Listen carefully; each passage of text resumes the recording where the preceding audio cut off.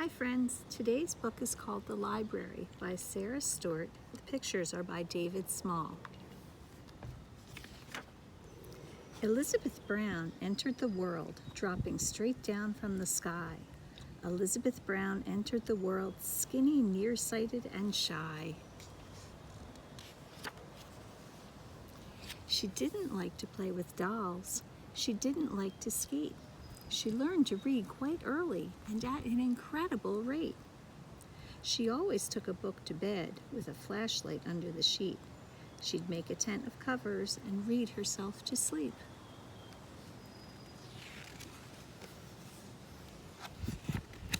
Elizabeth Brown went off to school, dragging a steamer trunk. Elizabeth Brown unpacked her books, breaking the upper bunk.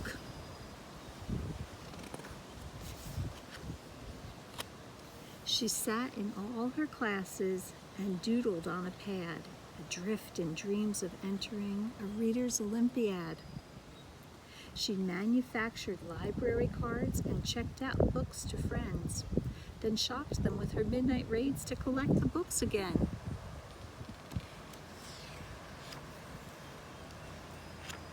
Elizabeth Brown preferred a book to going on a date. While friends were out and danced till dawn, she stayed up reading late.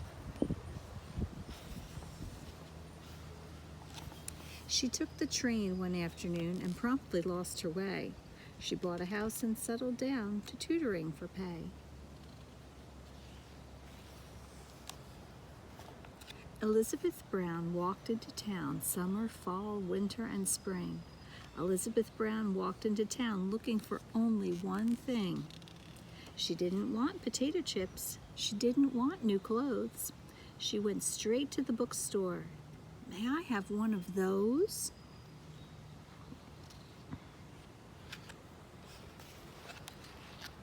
Elizabeth Brown walked right back home and read and read and read. She even read while exercising and standing on her head. She made a list of groceries and tucked it in her book, then lost the list among the fruits and left with nothing to cook. She read about Greek goddesses while vacuuming the floor. Attending only to her book, she'd walk into the door. Books were piled on top of chairs and spread across the floor. Her shelves began to fall apart as she read more and more. Big books made very solid stacks on which teacups could rest. Small books became the building blocks for busy little guests.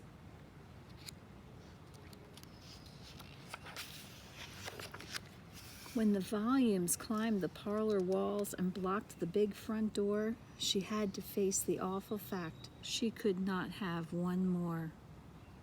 Look how many books she has. Elizabeth Brown walked into town that very afternoon. Elizabeth Brown walked into town whistling a happy tune. She didn't want a bicycle. She didn't want silk bows. She went straight to the courthouse. May I have one of those? The form was for donations. She quickly wrote this line: I, E. Brown, give to the town all that was ever mine. And she gave them all her books and made the Elizabeth Brown Free Library.